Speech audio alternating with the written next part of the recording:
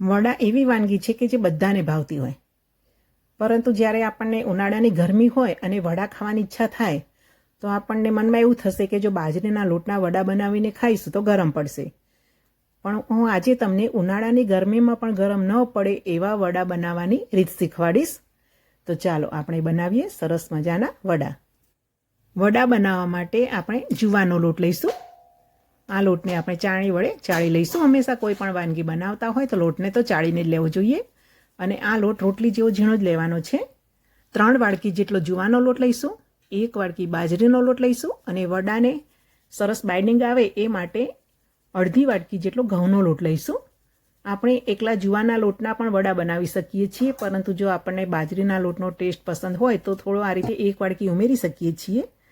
અને અડધી વાડકી રોટલીનો ઝીણો લોટ ઉમેરી દઈશું એટલે વડામાં સરસ બાઇન્ડિંગ આવશે. 1 ચમચી હળદર, 1 ચમચી લાલ મરચું પાવડર, 2 ચમચી તલ અને 2 ચમચી જેટલો અજમો હાથમાં મસળીને ઉમેરી લઈએ. અજમો હાથમાં મસળીને ઉમેરીશું એટલે સરસ એવી એમાં ફ્લેવર આવી જશે. એમાં સ્વાદ અનુસાર મીઠું ઉમેરી લઈએ. અને હવે જે આ કોરા મસાલા છે એને પહેલાં સરસ રીતે લોટમાં મિક્સ કરી લઈએ. પછી જ એમાં ભૂના મસાલા ઉમેરીશું. 1 ચમચા જેટલું તેલ ઉમેરી લઈએ અને સરસ રીતે મોણ લાગી જાય રીતે મિક્સ કરી લઈએ. આમાં વધારે મોણ નથી ઉમેરવાનું. અને જો અમે આદું, લસણ અને મરચાં લીધા છે એને મિક્સર જારમાં વાટી લઈએ અને એ આમાં ઉમેરી લઈએ. ખાંડીમાં પણ ખાંડીને ઉમેરી શકીએ છીએ. હવે ઝીણી સમારેલી મેથી ઉમેરી લઈએ. મેથી આપણા ટેસ્ટ પ્રમાણે વધારે ઓછી ઉમેરી શકીશું.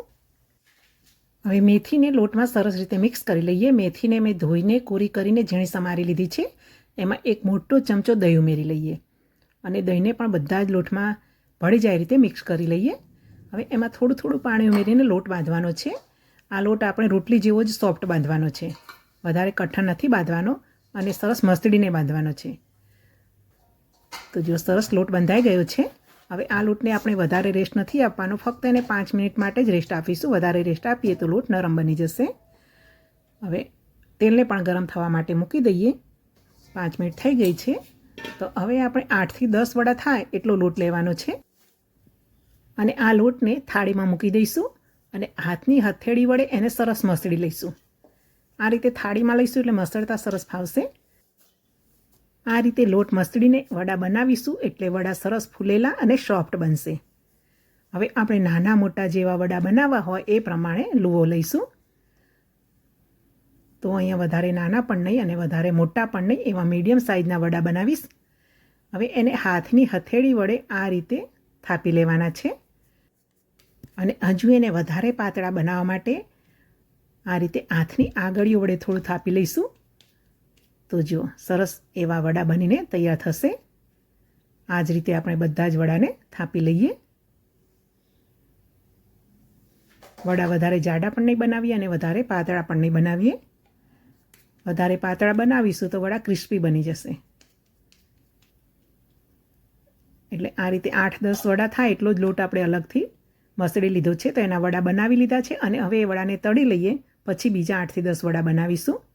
તો આ રીતે થોડા લોટના ટુકડા મૂકીશું ને જુઓ તરત ઉપર આવે છે એટલે તેલ ગરમ થઈ ગયું છે.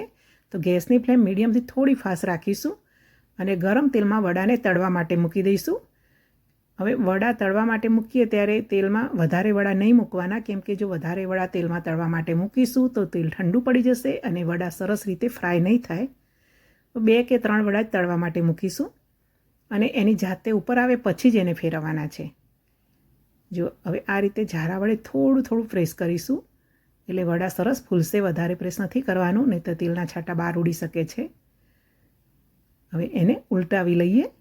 હળવા હાથે ઉલટાવી લઈશું અને ઉલટાવ્યા પછી ગેસની ફ્લેમ મીડિયમ જ રાખવાની છે એટલે વડા અંદર સુધી સરસ રીતે ફ્રાય થઈ જશે. તો જુઓ સરસ એવા વડા ફ્રાય થઈ ગયા છે.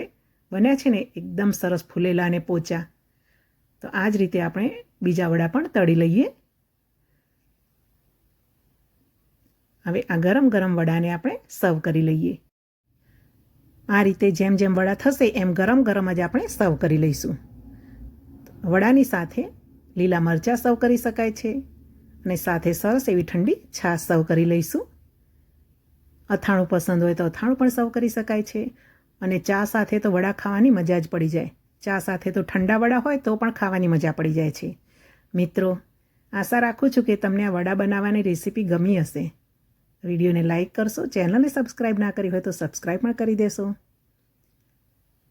જય શ્રી કૃષ્ણ, જય માતાજી. અને જુઓ, આ વડું તોડીને પણ તમને બતાવું તો અંદરથી પણ એકદમ સોફ્ટ બન્યું છે.